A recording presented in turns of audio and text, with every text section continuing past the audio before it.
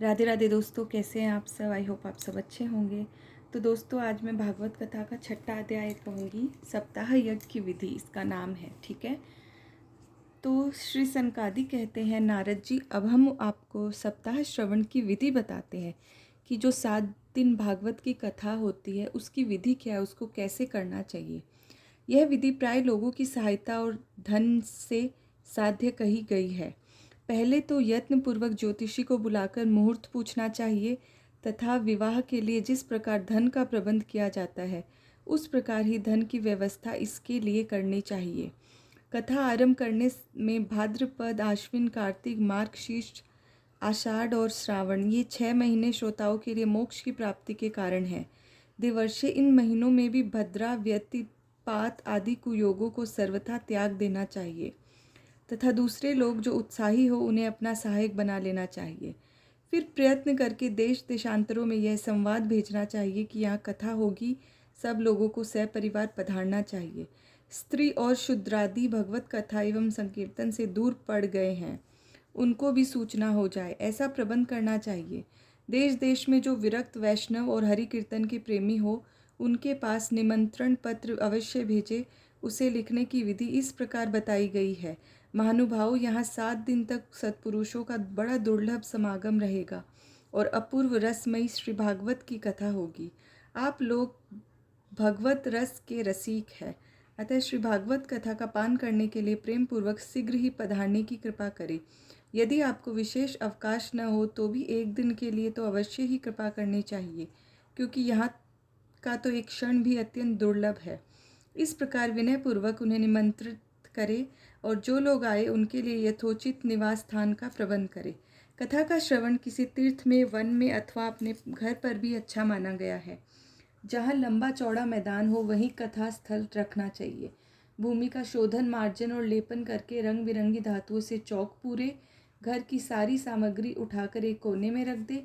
5 दिन पहले से ही यत्नपूर्वक बहुत से बिछौने के वस्त्र एकत्र कर ले तथा केले के खंभों से सुशोभित एक ऊंचा मंडप तैयार करे। उसे सब और फल, पुष्प, पत्र और चंदोवे से अलंकृत करे तथा चारों ओर झंडियाँ लगाकर तरह तरह के सामानों से सजा दे।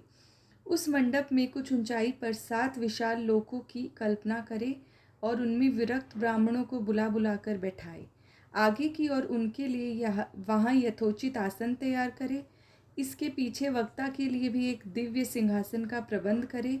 यदि वक्ता का मुख उत्तर की ओर रहे तो श्रोता पूर्वाभिमुख होकर बैठे, और यदि वक्ता पूर्वाभिमुख रहे तो श्रोता को उत्तर की ओर मुख करके बैठना चाहिए, अथवा वक्ता और श्रोता को पूर्व मुख होकर बैठना चाहिए। देश काल आदि को जानने वाले महानुभावों ने श्रोता के लिए ऐसा ही नियम बताया है, जो वेद शास्त्र की स्पष्ट व्याख्या करने में समर्थ हो, तरह तरह के दृष्टांत दे सकता हो तथा विवेकी और अत्यंत निष्प्रिय हो। ऐसा विरक्त और विष्णु भक्त ब्राह्मण को वक्ता बनाना चाहिए। श्री भागवत के प्रवचन में ऐसे लोगों को नियुक्त नहीं करना चाहिए जो पंडित होने पर भी अनेक धर्मों के चक्कर में पड़े हुए स्त्री लंपट एवं पाखंड के प्रचारक हो। वक्ता के पास ही उसकी सहायता के लिए एक वैसा ही विद्वान और स्थापित करना चाहिए, वह भी सब प्रकार के संशयों की निवृत्ति करने में समर्थ और लोगों को समझाने में कुशल हो। कथा प्रारंभ के दिन से 1 दिन पूर्व व्रत ग्रहण करने के लिए वक्ता को शौर करा देना चाहिए तथा अरुणोदय के समय शौच से निवृत्त होकर अच्छी तरह स्नान करे और संध्यादि अपने नित्य कर्मों को संक्षेप में समाप्त करके कथा के विघ्नों की निवृत्ति के लिए गणेश जी का पूजन करे। तदंतर पितृगण का तर्पण, पूर्व पापों की शुद्धि के लिए प्रायश्चित करे और एक मंडल बनाकर उसमें श्रीहरि को स्थापित करे। फिर भगवान श्री कृष्ण को लक्ष्य करके मंत्रोच्चार पूर्वक क्रमश षोडशोपचार विधि से पूजन करे और उसके पश्चात प्रदक्षिणा तथा नमस्कारादि कर स्तुति करे। करुणा निधान, मैं संसार सागर में डूबा हुआ और बड़ा दीन हूँ। कर्मों के मोह रूपी ग्रह ने मुझे पकड़ लिया है। आप इस संसार सागर से मेरा उद्धार कीजिए। इसके पश्चात धूप, दीप आदि सामग्रियों से श्री भागवत कथा बड़े उत्साह और प्रीतिपूर्वक विधि विधान से पूजा करे। फिर पुस्तक के आगे नारियल रखकर नमस्कार करे और प्रसन्न चित्त से इस प्रकार स्तुति करे, श्री भागवत के रूप में आप साक्षात श्री कृष्ण ही विराजमान है। हे नाथ, मैंने भवसागर से छुटकारा पाने के लिए आपकी शरण ली है। मेरा यह मनोरथ आप बिना किसी विघ्न बाधा के पूरा करे। केशव मैं आपका दास हूँ। इस प्रकार दीन वचन कहकर फिर वक्ता का पूजन करे, उसे सुंदर वस्त्राभूषणों से विभूषित करे और फिर पूजा के पश्चात उसकी इस प्रकार स्तुति करे। सुख स्वरूप भगवान, आप समझाने की कला में कुशल और सब शास्त्रों में पारंगत है। कृपया इस कथा को प्रकाशित करके मेरा अज्ञान दूर करे। फिर अपने कल्याण के लिए प्रसन्नतापूर्वक उसके सामने नियम ग्रहण करे और 7 दिनों तक यथाशक्ति उनका पालन करे। कथा में विघ्न न हो इसके लिए 5 ब्राह्मणों को और वर्ण करे। वे द्वादशाक्षर मंत्र द्वारा भगवान के नामों का जप करे। फिर ब्राह्मण अन्य विष्णु भक्त एवं कीर्तन करने वालों को नमस्कार करके उनकी पूजा करे और उनकी आज्ञा पाकर स्वयं भी आसन पर बैठ जाए। जो पुरुष लोक संपत्ति, धन, घर और पुत्रादि की चिंता छोड़कर शुद्ध चित्त से केवल कथा में ही ध्यान रखता है, उसे इसके श्रवण का उत्तम फल मिलता है। बुद्धिमान वक्ता को चाहिए कि सूर्योदय से कथा आरंभ करके 3:30 पहर तक मध्यम स्वर से अच्छी तरह कथा वांचे। दोपहर के समय 2 घड़ी तक कथा बंद रखे। उस समय कथा के प्रसंग के अनुसार वैष्णवों को भगवान के गुणों का कीर्तन करना चाहिए। व्यर्थ बातें नहीं करनी चाहिए। कथा के समय मलमूत्र के वेग को काबू में रखने के लिए अल्पाहार सुखकारी होता है, इसलिए श्रोता केवल एक ही समय हविष्यान भोजन करे। यदि शक्ति हो तो 7 दिन निराहार रहकर तथा कथा सुने अथवा केवल घी या दूध पीकर सुखपूर्वक श्रवण करे, अथवा फलाहार या एक समय ही भोजन करे। जिससे जैसा नियम सुभिते से सद सके उसी को कथा श्रवण के लिए ग्रहण करे।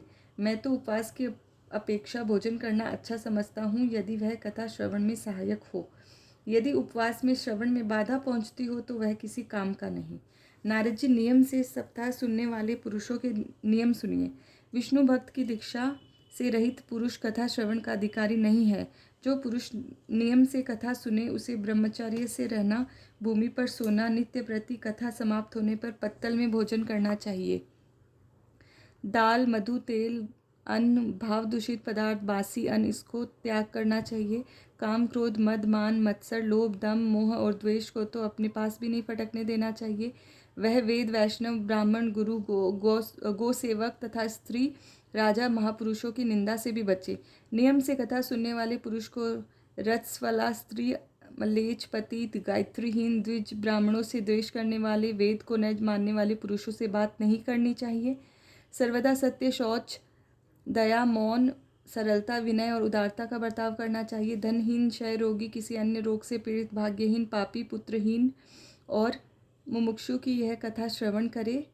जिस स्त्री का रजो दर्शन रुक गया हो, जिसके एक ही संतान होकर रह गई हो, जो बांझ हो, जिसकी संतान होकर मर जाती हो अथवा जिसका गर्भ गिर जाता हो, वह यत्न पूर्वक इस कथा को सुनो। ये सब यदि विधिवत कथा सुने तो उन्हें अक्षय फल की प्राप्ति हो सकती है। यह अच्युतम, दिव्य तथा करोड़ों यज्ञों का फल देने वाली है।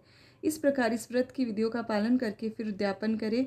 जिन्हें इसके विशेष फल की इच्छा हो वे जन्माष्टमी व्रत के समान ही इस कथा व्रत का उद्यापन करें। किंतु जो भगवान के अकिंचन भक्त हैं उनके लिए उद्यापन का कोई आग्रह नहीं है। वे श्रवण से ही पवित्र है, क्योंकि वे तो निष्काम भगवत भक्त है। इस प्रकार जब सप्ताह यज्ञ समाप्त हो जाए तब श्रोताओं को अत्यंत भक्तिपूर्वक पुस्तक और वक्ता की पूजा करनी चाहिए। फिर वक्ता श्रोताओं को प्रसाद, तुलसी प्रसादी मालाएं दे तथा सब लोग मृदंग और झांझ की मनोहर ध्वनि से सुंदर कीर्तन करे, जय जयकार, नमस्कार और संग ध्वनि का घोष कराए तथा ब्राह्मणों याचकों को धन और अन्न दे। श्रोता विरक्त हो तो कर्म की शांति के लिए दूसरे दिन गीता पाठ करे, गृहस्थ हो तो हवन करे। उस हवन में दशम स्कंद का एक एक श्लोक पढ़कर विधिपूर्वक खीर, मधु, घृत, तिल और अनादि सामग्रियों से आहुति दे अथवा एकाग्र चित्त से गायत्री मंत्र द्वारा हवन करे, क्योंकि यह महापुराण गायत्री स्वरूप ही है। यो होम करने की शक्ति न हो तो उसका फल प्राप्त करने के लिए ब्राह्मणों को हवन सामग्री दान करे तथा नाना प्रकार की त्रुटियों को दूर करने के लिए और विधि में फिर जो न्यूनाधिकता रह गई हो उसकी दोषों की शांति के लिए विष्णु सहस्त्र नाम का पाठ करे। उससे सभी कर्म सफल हो जाते, क्योंकि कोई भी कर्म इससे बढ़कर नहीं है।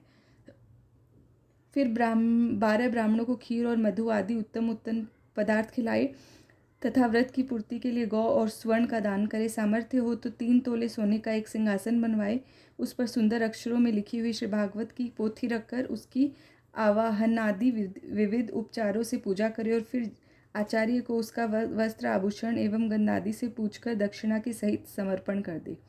योग करने से बुद्धिमान दाता जन्म मरण के बंधनों से मुक्त हो जाता है। यह सप्ताह पारायण की विधि सब पापों की निवृत्ति करने वाली है। इसका इस प्रकार ठीक ठीक पालन करने से यह मंगलमय भागवत पुराण अभिष्ट फल देने वाली है तथा अर्थ, धर्म, काम और मोक्ष चारों की प्राप्ति का साधन हो जाता है, इसमें संदेह नहीं। सनकादि कहते हैं, नारद जी, इस प्रकार तुम्हें यह सप्ताह श्रवण की विधि हमने पूरी सुना दी। अब और क्या सुनना चाहते हो? इस भागवत से भोग और मोक्ष दोनों ही हाथ लग जाते हैं। सूत जी कहते हैं, शौनक जी, यो कहकर महामुनि सनकादि ने 1 सप्ताह तक विधि पूर्वक इस सर्व पाप नाशिनी परम पवित्र तथा भोग और मोक्ष प्रदान करने वाली भागवत कथा का प्रवचन किया। सब प्राणियों से नियम पूर्वक इसे श्रवण किया। इसके पश्चात उन्होंने विधि पूर्वक भगवान पुरुषोत्तम की स्तुति की। कथा के अंत में ज्ञान, वैराग्य और भक्ति को बड़ी पुष्टि मिली और वे तीनों एकदम तरुण होकर सब जीवों का चित्त अपनी ओर आकर्षित करने लगे। अपना मनोरथ पूरा होने से नारद जी को भी बड़ी प्रसन्नता हुई। उनके सारे शरीर में रोमांच हो गया और वे परमानंद से परिपूर्ण हो गए। इस प्रकार कथा श्रवण कर भगवान के प्यारे नारद जी हाथ जोड़कर प्रेम गदगद वाणी से सनकादि से कहने लगे। नारद जी ने कहा, मैं धन्य हूँ, आप लोगों ने करुणा करके मुझे बड़ा अनुग्रहित किया है। आप मुझे सर्व पापहारी भगवान श्रीहरि की ही प्राप्ति हो गई। तपोधनों में श्री भागवत कथा श्रवण को ही सब धर्मों से श्रेष्ठ मानता हूँ, क्योंकि इसके श्रवण से बैकुंठ की प्राप्ति होती है। सूत जी कहते हैं, शौनक जी, वैष्णव श्रेष्ठ नारद जी यो कह ही रहे थे कि वहाँ घूमते फिरते योगेश्वर सुखदेव जी आ गए। कथा समाप्त होते ही व्यास नंदन श्री सुखदेव जी वहाँ पधारे। 16 वर्ष की सी आयु आत्मलाभ से पूर्ण ज्ञान रूपी महासागर का संवर्धन करने के लिए चंद्रमा के समान वे प्रेम से धीरे धीरे श्री भागवत का पाठ कर रहे थे। परम तेजस्वी सुखदेव जी को देखकर सारे सभासद झटपट खड़े हो गए और उन्हें एक ऊंचे आसन पर बैठाया। फिर देवर्षि नारद जी ने उनका प्रेम पूर्वक पूजन किया। उन्होंने सुखपूर्वक बैठकर कहा, आप लोग मेरी निर्मल वाणी सुनिए। सुखदेव जी बोले, रसिक एवं भावुक जन, यह भागवत वेद रूप कल्प वृक्ष का परिपक्व है फल है। श्री सुखदेव रूप सुख के मुख का संयोग होने से अमृत रस से परिपूर्ण है। यह रस ही रस है, इसमें न छिलका है न गुठली। यह इसी लोक में सुलभ है। जब तक शरीर में चेतना रहे तब तक आप लोग बार बार इसका पान करें। महामुनि व्यासदेव ने श्री भागवत पुराण की रचना की है। इसमें निष्कपट निष्काम परम धर्म का निरूपण है। इसमें शुद्धांतकरण, सत्पुरुषों के जानने योग्य कल्याणकारी वास्तविक वस्तु का वर्णन है, जिससे तीनों तापों की शांति होती है। इसका आश्रय लेने पर दूसरे शास्त्र अथवा साधन की आवश्यकता नहीं पड़ती। जब कभी पुण्यात्मा पुरुष इसके श्रवण की इच्छा करते हैं, तभी ईश्वर अविलंब उनके हृदय में अवरुद्ध हो जाता है। यह भागवत पुराणों का तिलक और वैष्णवों का धन है। इसमें परम हंसों के प्राय विशुद्ध ज्ञान का ही वर्णन किया गया है तथा ज्ञान, वैराग्य और भक्ति के सहित निवृत्ति मार्ग को प्रकाशित किया गया है। जो पुरुष भक्ति पूर्वक इसके श्रवण, पठन और मनन में तत्पर रहता है, वह मुक्त हो जाता है।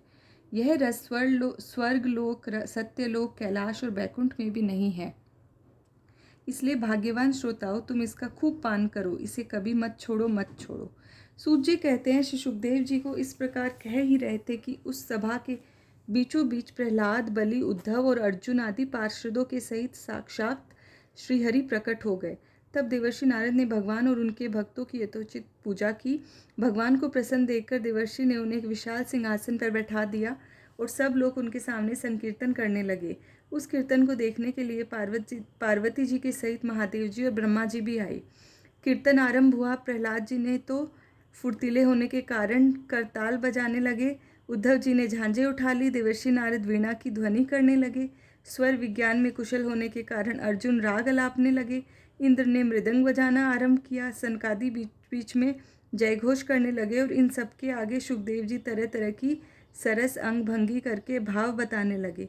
इन सब के बीच में परम तेजस्वी भक्ति, ज्ञान और वैराग्य नटों के समान नाचने लगे। ऐसा अलौकिक कीर्तन देखकर भगवान प्रसन्न हो गए और इस प्रकार कहने लगे, मैं तुम्हारी इस कथा और कीर्तन से बहुत प्रसन्न हूँ।